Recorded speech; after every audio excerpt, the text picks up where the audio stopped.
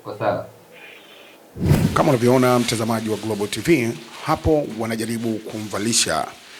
Hiyo ni moja kati ya kitu cha kwanza kabisa ambacho anakuwa kuvalishwa, ni kama mfuko hivi. Inavyotokea tu umepata maji, fine. Hatu expect kwamba utaleta shida, lakini sio ile exposure kwamba sasa ndo uloweke kwenye maji, haiko namna hivyo. Sasa imepita mwaka mmoja tangu mtoto Gideon Yohana ampoteze baba yake mzazi ambaye alikuwa akiitwa jina la Yohana Kamigwe, mkazi wa Temeke, maeneo ya Mtoni, Unguja. Mtoto huyu aliwahuzunisha watu wengi kwenye mitandao ya kijamii baada ya clip video zake zikimwonyesha msibani hapo akiwa anabubujikwa na machozi na jinsi ambavyo ulemavu wake wa mikono yote miwili. Watu wengi wakaguswa na kijana huyu na kutaka kumsaidia, na baadhi ya wadau wakajitokeza kwa ajili ya kutaka kumpatia mikono. Michango ikachangwa na wengine wakaenda direct kwamba wana uwezo wa kumsaidia yeye mtoto peke yake na kumpeleka kwenye hospitali ya Moi ili aweze kupatiwa mikono. Amekaa kwa muda mrefu akisubiria mikono hiyo. Sasa leo tumepigiwa simu kwamba ni siku ambayo mikono hiyo ya umeme kwa ajili ya kuweza kujisaidia yeye mwenyewe kuandika na vitu vingine. Kaa na mimi Gabi Mtanzania na Zakaria Masa Gamondi ili uweze kufahamu nini kimetokea kwenye hospitali ya Moi baada ya mtoto huyo Gideon kufika hospitalini hapa. James Joseph Jacobo ni bingwa wa kutengeneza vifaa tiba na viungo tiba saidizi. Ya leo tuko na kesi ya nikasema mwanangu Gideon. Ya tumeanza na anahitaji mikono miwili, lakini tumeanza na mkono mmoja wa kushoto wa umeme. Tutaona namna unavyoenda. Tutaenda na mkono mmoja kwanza, ndipo tutamwekea wa pili, kwa sababu ni mtoto anatakiwa ajifunze kumaster kimoja ndipo muongezee kingine. Kwa leo tutaishia kuonyesha kwanza mkono mmoja ambao uko tayari wa umeme. Akishaweza kumaster ndipo tutakaribisha kwa miwili iliyokamilika. Kuna mtu anaweza akawa anajiuliza kwa nini mmoja na sio miwili kwa pamoja? Ya, mikono hii inahitaji training, inahitaji maelekezo ya namna ya kuitumia na inahitaji concentration ya mtoto au mtumiaji yeyote. Sasa unapoipeleka miwili kwa mara moja, yeye anaweza, lakini inaweza kama mzigo kidogo kwake kumaster mikono yote miwili kwa mara moja. Kwa utaanza na mmoja, atamaster, atafanya vizuri, ndipo huu kikamilika unaweza kuusaidia na huu mwingine. Kazi ya mwingine pia itakuwa rahisi, kwa sababu mkono huu ndio utatumika kuvaa na huu mwingine, na zoezi la huu mwingine litakuwa rahisi kwa sababu tayari inakuwa ni zoezi la marudio. Kwa tunaanza na moja kwanza, amemaster vizuri, tunahamia wa pili, tukiwa na uhakika kwamba hiki cha kwanza kimeisha vizuri na kinaenda vizuri na mambo yake ya maisha yake ya kawaida. Kwa hapo mnavyoona tuko na vitu mbalimbali. Mkono wenyewe ni huu hapa. Ndipo mkono huu unahitaji kuvaliwa mwilini, ni kitu mechanical. Utahitaji kuvalisha kwenye mkono wake uliobaki Gideon. Huu hapa. Hiki kitatumika kuvalia mkono wetu, tutaona namna ya kuvalisha.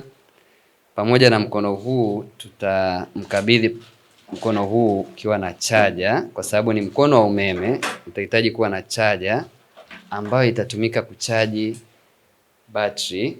Kwa usiku anachaji vile tunavyochaji simu zetu, atachaji muda akiona betri yake imejaa.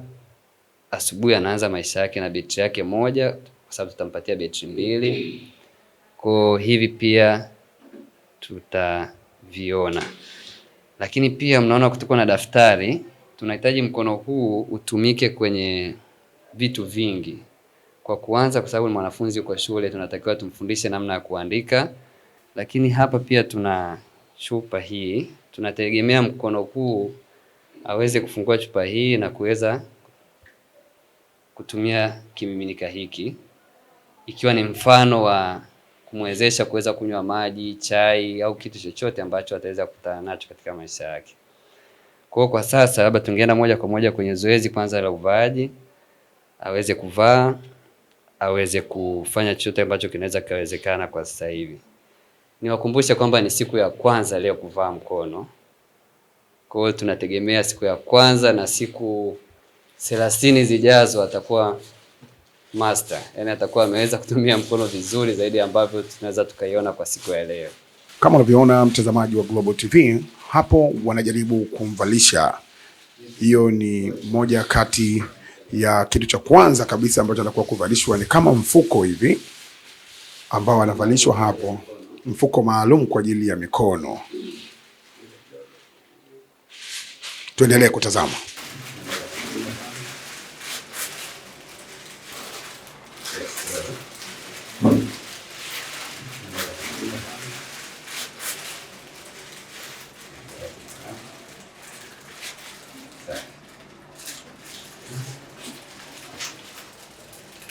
Haitakiwi iumize wala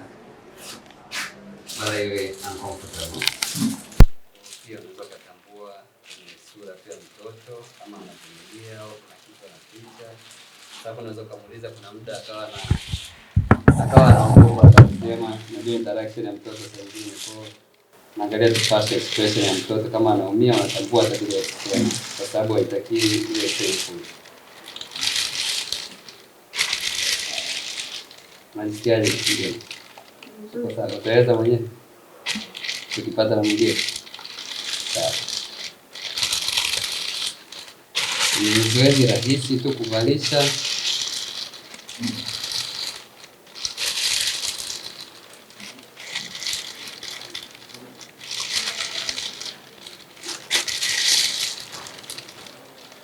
Hapa mkono wetu unakuwa umebalika 100%.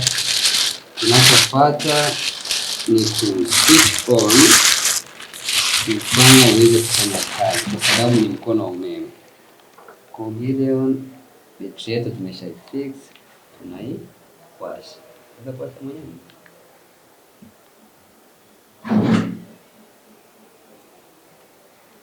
kuna namna, unaona nampa nafasi afanye mwenyewe, ni namna ya kumfundisha kuwa independent na mazingira yake. Ningeweza tu kuswitch mwenyewe, lakini huko anakoenda anatakiwa atafute namna ya kubypass baadhi ya obstacles. Kwa unaona kama hawezi, kuna namna unaweza kuelekeza. Kwa mfano kuswitch on, hii anaweza. Akisha switch on pia way before tumeweza kuona anaweza ka change battery peke yake. Kwa kuna some sort of independence anaanza kuzigain, ambazo zitamsaidia kwenye maisha yake ya shule na kwingineko atakapokuwa. Hapa sasa, baada ya kuswitch on mkono wetu, anatakiwa atuonyeshe pia kama unafanya kazi, ndipo aanze kufanya kazi zingine. Sasa tunafanyaje? Fungue vidole. Kwa tunaona kwamba hapa mkono unafanya kazi. Wanatakiwa kuzingatia wazazi wakati mtoto anatumia mkono huu wa bandia wa umeme. Well, swali nzuri sana. Swali zuri. Kwa ajili ya kuishi na mkono huu kwa muda mrefu, ni vema mtoto na kwa wote wanaotumia viungo hivi kwa ujumla, kwa sababu ukiangalia ni material silicone. Silicone ni some sort of rubber. Kwa hiyo ni hatari kuvishika navyo vitu vya moto. Mkono huu hauna hisia hauna uwezo wa kutafsiri kwamba umeshika kitu cha moto. Kwa unaweza ukashika kitu cha moto ukakuta mkono umeungua bila kupata hisia kwamba mkono unaungua, na ni mkono wa gharama sana. Sasa ni vizuri mfano mtu anavyoshika kitu cha moto, labda avae gloves, hizi gloves unazovaa za heat resistant, hizi za kuzuia moto, ama basi ikiwezekana asishike pia vitu vya moto. Vitu vya moto sana, simaanishi kwamba hata asishike kikombe cha chai. Na zaidi ni usafi. Mkono huu kuna muda, kwa sababu ni watoto wanaweza kachora na nini. Kwa kuna muda ni usafi tu wa kawaida, kufutafuta tu na kitambaa chenye sabuni. Ni vitu kama hivyo vya maintenance. Hauna vitu vingi. Lakini pia ni water resistance, ni mkono mzuri ambao unaweza kusema ni wa umeme, utapiga shoti sio kupata maji, hauko hivyo. Ni mkono bora sana ambao ameucalibrate kwa namna ambayo umeaddress situations za mwanadamu anazotembea. Kuna jasho huko ndani, kuna mvua, kwa mazingira all weather. Yeah. Na mkono kama huu umetaja gharama hapo. Kwa mtu mwingine inawezekana mtoto wake au ndugu yake anahitaji kiungo cha namna hiyo cha umeme, mkono kama huu umegharimu kama shilingi ngapi? Ya, kwa gharama ya mkono si ndogo, lakini pia sababu tuko kwenye taasisi ya umma, kwa expectation ni kwamba gharama zake ni affordable, sio zile ambazo mtu unge expect kwenda private.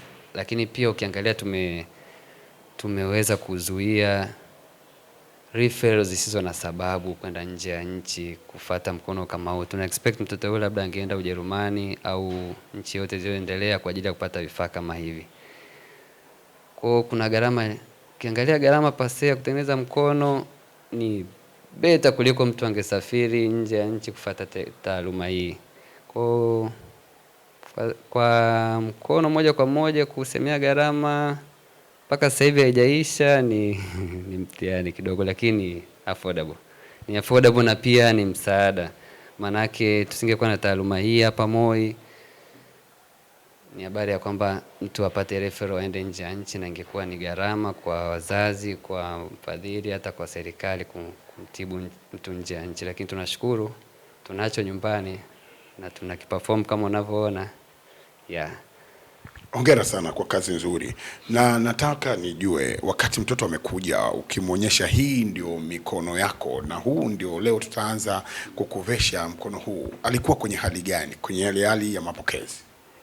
Ya, mtoto huyu ukiona kwa kweli siku za mwanzo alikuwa down, kwa lugha zetu za mtaani tunasema alikuwa kidogo yuko chini, akiwa anaamini yeye kwamba mitapewa mikono lakini itakuwa ya muonekano, tunasema cosmetic, kwamba aonekane tu ana mikono miwili, kwamba hata akivaa shati anaonekana ana mikono miwili, lakini you can see face yake ana furaha, kumbe inaweza ikafanya kazi, yani kumbe naweza nikashika kitu, kumbe naweza, there is a lot of achievement kuona tu smile kwenye uso wa mtoto kwa kitendo cha kuweza kushika chupa ya maji na kuweza kunywa maji mwenyewe. Yeah. Ni kitu ambacho hata mimi kimenipa furaha sana kuona tofauti ya mwanzo alivyokuwa na expect na kukipata kifaa hiki na kumuona tena sura yake ilivyobadilika. Manake Gideon, sema mwenyewe bwana, unaonaje? Unaonaje? Poa. Unajisikia vizuri? Ndio. Ni kitu gani ambacho unatamani kukifanya sasa? Una mkono ambao umepewa kwa ajili ya kuanza mazoezi, ili ukikaa vizuri upewe mkono wako wa pili.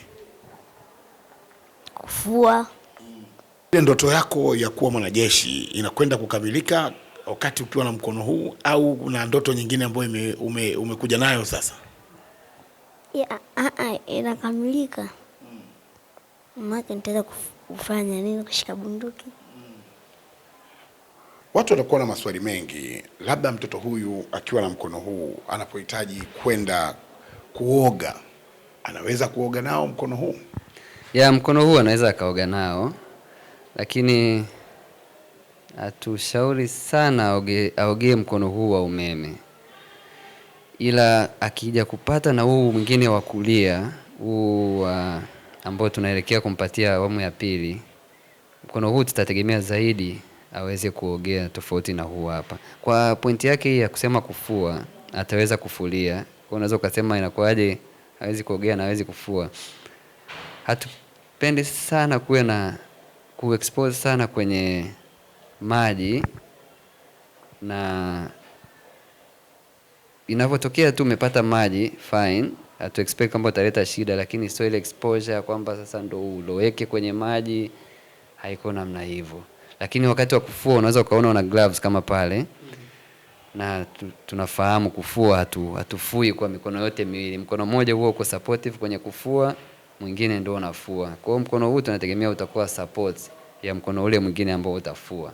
Kwa maana tumeamua kwa sasa hivi tuweke mkono wa kulia uwe body powered, ambao atatumia, so hautakuwa umeme, na mkono wa kushoto atautumia wa umeme kwa ajili ya sophisticated things, vitu kuandika, kula, kunywa maji, vitu vya haraka haraka. Huenda pia hata kupiga nyundo, labda watoto wa kiume msumari, kurekebisha baskeli yake, vitu kama hivyo. Ila kwa mkono wetu wa kulia utakuwa ni heavy duty zaidi. Kwa kweli namshukuru Mungu na furaha sana. Yaani sana kwa sababu ameweza kushika mpaka chupa anashika mwenyewe, anakunywa na maji. Kwa kweli na furaha sana. Na furaha sana. Yaani na furaha sana. Kipindi chote ambacho Global TV walikuwa wakiwafuata na kuweza kuelezea changamoto wanazopata mtoto kupanda milima, kuanguka, leo ile ndoto ambayo uliisubiri kwa muda mrefu baada ya wadau kuona na jinsi ambavyo umefika hapa hospitali. Mapokezi kwanza yalikuwaje? Na wakati unaonyeshwa mikono ya mtoto na wakaambiwa leo atavalishwa mkono huu mmoja na wakati mwingine atavalishwa wa pili, wewe binafsi nini unachoweza kukisema kama mama? Kwa kweli ninachoweza kukisema, kwa kweli natoa shukrani za dhati kwa yule aliojitoa kuchangia mwanangu mikono. Nashukuru sana. Yaani na furaha sana. Ijapokuwa na maumivu yangu mwenyewe moyoni, lakini nashukuru sana kwa sababu mwanangu pata mikono, anaweza kuandika na anaweza kuchukua chupa la maji mwenyewe anakunywa. Wakati wote ambao huwa anakuwa shuleni, ni changamoto gani alikuwa anapitia na sasa hivi unaona kabisa baada ya kupata kuwekewa mkono zinakwenda kutatulika? Changamoto zipo nyingi kwa sababu alikuwa hawezi kushika peni kwa mikono, alikuwa anaandikia mdomo. Lakini kwa sasa hivi anaandikia mkono wa bandia sasa hivi. Neno lako kwa ajili ya wadau, watu mbalimbali ambao waliguswa na mtoto wako kipindi ambacho baba yake alitangulia mbele ya haki na yeye kuonekana kwamba ni mtoto anayetakiwa kupewa msaada, hususan apate mikono ili iweze kumsaidia, ni lipi mama?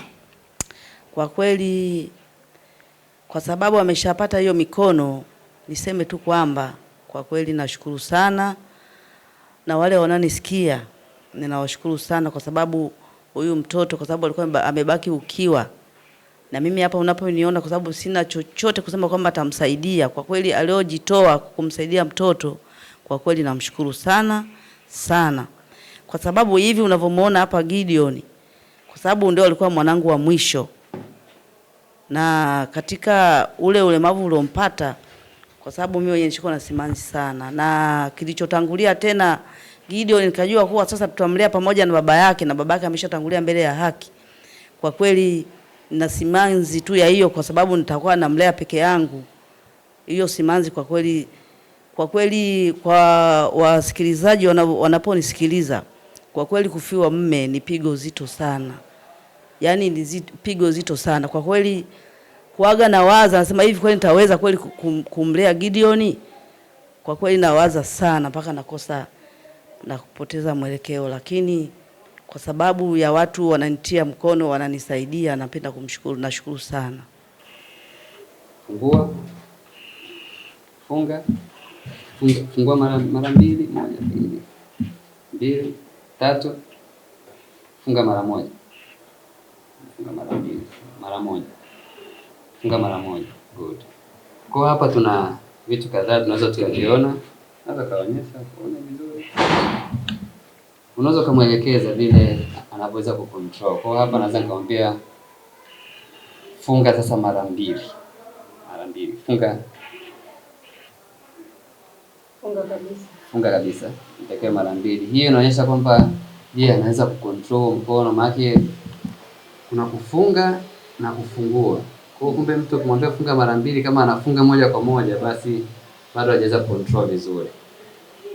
Lakini tunaweza tukaona kwamba ameweza kumaster mapema kuliko hata tulivyotegemea. Fungua mara mbili. Fungua mara mbili. Fungua. Yeah. Funga mara moja cha. Good. Fungua mara moja. Funga mara mbili.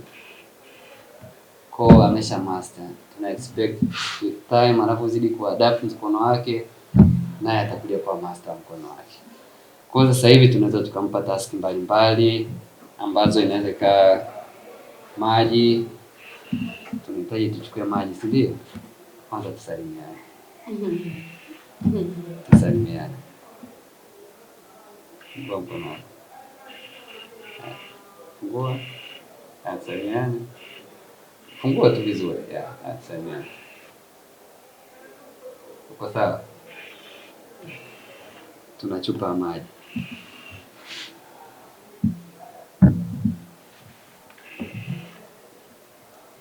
Fungua mkono.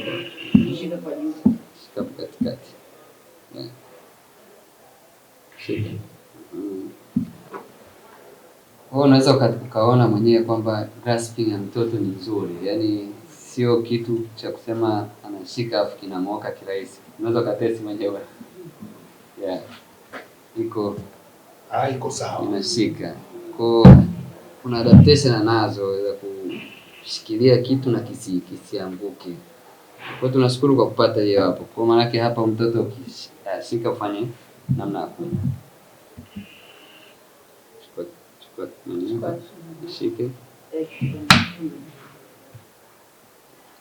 Kwa angalau hii tumepata.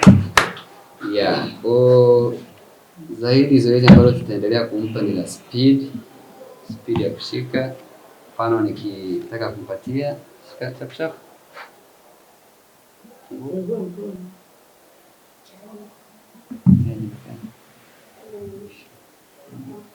Ipo. Funga. Fungua.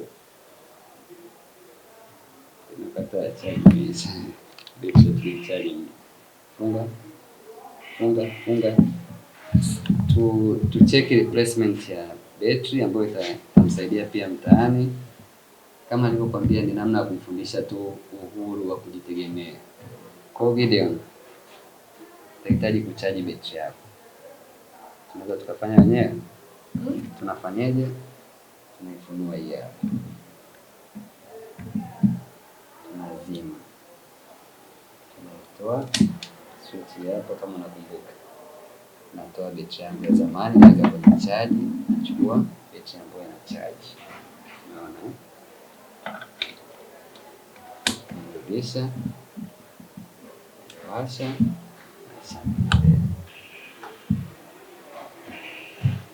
Betri ilikuwa imepungua moto kidogo.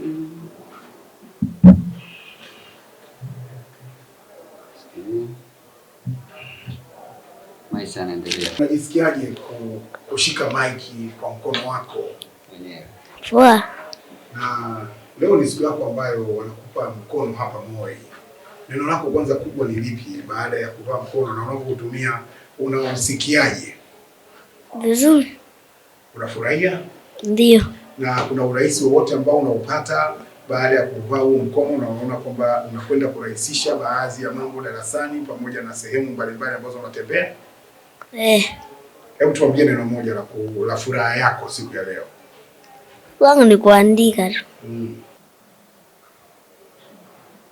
Kama nilivyowaambia ni siku ya kwanza. Kwa kuna expectation, kuna nini. Hawezi akaonyesha ile tunayo expect, lakini tutakapozidi kumpa mazoezi atazidi kuonyesha kilicho bora zaidi.